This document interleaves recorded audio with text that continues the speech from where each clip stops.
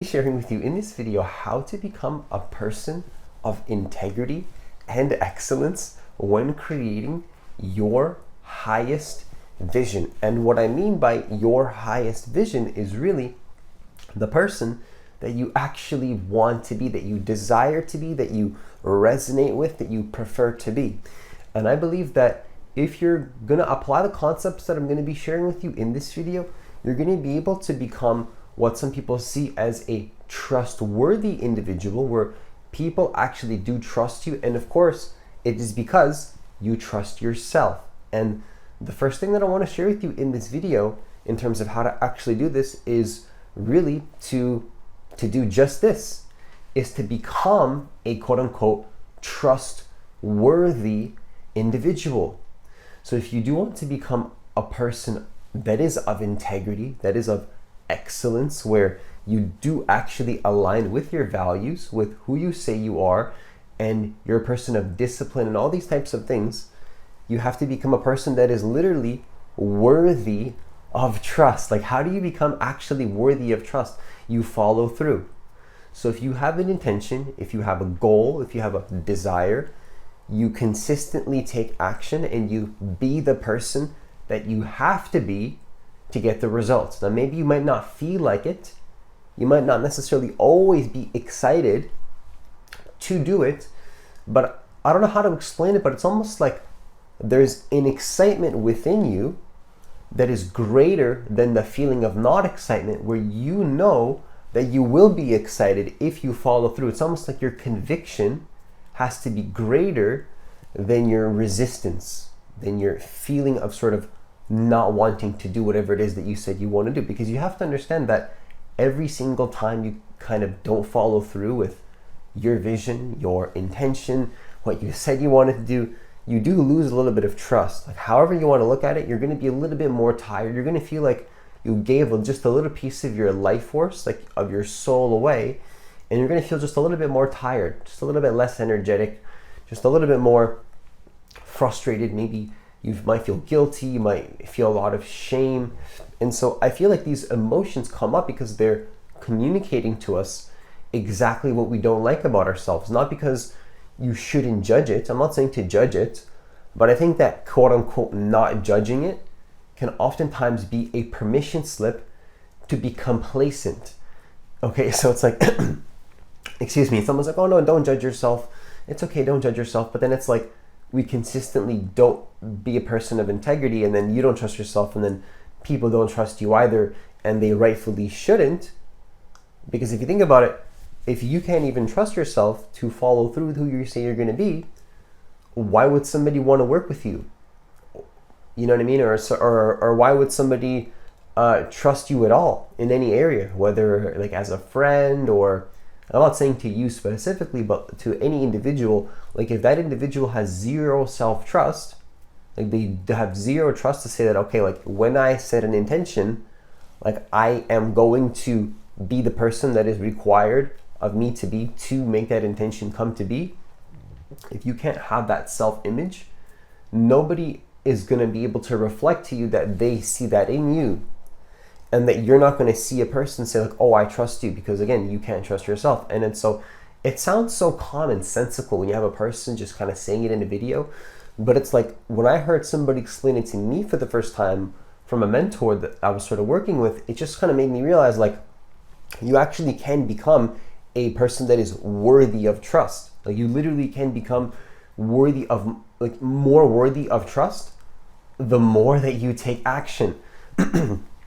Of course, excuse me, we can go down this whole rabbit hole of saying like, okay, you know, yes, your value comes from just existing. Okay, absolutely. Like, I agree 100% that your value comes from just existing. I do believe that to be the case, and I'm not disputing that. I'm not saying that that's not the case. I'm not saying that there's a problem with that, and it's true. I believe that wholeheartedly, that there's value with you just being conscious, just being a conscious, witnessing presence in the universe that is a sovereign, free being that is conscious. You can derive a lot of your value just simply from that. And the more that you retain your power and your consciousness and who you really are, we could even argue that that's your true value at all, and that the conversation could end there, technically speaking, because the more power that you build internally to build that energy within yourself, you're going to be able to trust yourself to do more in the world. But it doesn't just end there, because you have to follow through with who it is that you say you're going to be once again.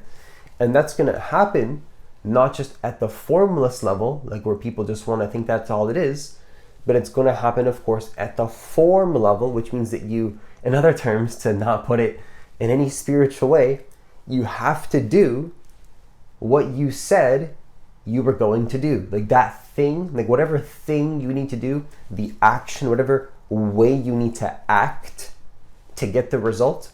Sometimes it's just about acting better to get the result. Like that's all it is. It's not about how you feel. It's not about your state of consciousness. It's not about your opinion. It's not about any life force energy. It's not about anything. It's just literally just do the thing. Just be the person. Like, yeah, be the person and then do the thing that is required. Like just do the action. Take the action that you need, and then if you do the action enough times, just the thing that you know you have to do, and you do it enough times, you will trust yourself. And then others will trust you. It's really that simple. It's not rocket science. It's nothing that needs to be sort of overcomplicated, in my opinion.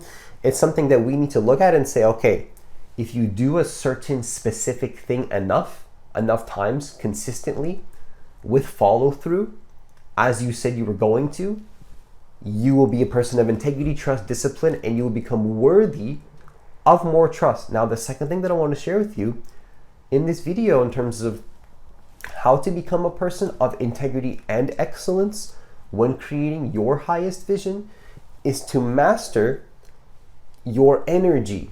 And what I mean by your energy is really transmutation. So really what you want to become a master of, when I say a master of your energy, I mean a master of the resistance that comes up in your life, the negative emotions that come up in your life, the fear that comes up in your life. When you feel fear, when you feel negativity, when you feel guilt or shame, or you feel sluggish or slow, or like you don't want to do something, what you want to do is learn to, or you feel pain, maybe pain in your life, some sort of pain, whether physical or emotional pain. When this stuff comes up, what you want to do is, when I say become a master, I mean you take all of that and you turn it into action. You turn it into doing something. I think that that's how you become a person of integrity and excellence, truthfully, because I think that becoming a person of discipline and integrity and excellence and aligning with your highest vision means that you accept that being a human means that you will feel pain. You'll wake up in the morning, and oftentimes, if you look at the most successful people, they never feel like going to work. They never feel like doing anything in the world, really, but they have a commitment and they have a conviction. And I think that sometimes people say that you need to know your why, like why you're doing something. And I think that that's important to a very large degree, but sometimes it can just be that your conviction can even be greater than your reason to do it at all. Like you just have no reason, you just have a conviction.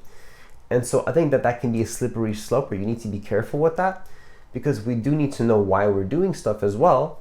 But the point here is, all I'm trying to say here is that if you want to become a person of integrity, when we feel negativity, when we feel negative emotion, sometimes it's just about, all you need to know is that you don't want to feel that pain. You don't want to feel that resistance. So just simply doing something, taking a action, whether it's the wrong action or the correct action, you might figure that out later. Like later you'll figure that out. But you simply transmute that negativity anyway because you are a person that believes in the flow of taking action more than just getting a result or needing a particular thing to manifest in some type of particular way in order for you to feel happy and fulfilled. So I think that this is really what it means to be a person of integrity, is that you have, of course, an intention, like you have a vision. It's not about pretending that you don't want something or beating around the bush or telling people like, oh, I don't really want this. It's like pretending or acting. It's not about this. It's not about acting and being inauthentic or pretending that you don't want something or dishonoring your desire or thing that you want in your life. But the truth is that when you commit to that, understand that resistance is of course going to come up to the surface. And it's almost like, rather than being surprised, you see it as a test. You see it as a test that is sort of asking you, are you ready to move on to the next stage of your desire and what you want? And all you have to do is take the negativity, take the resistance, take the pain of that situation, and then replace it with action.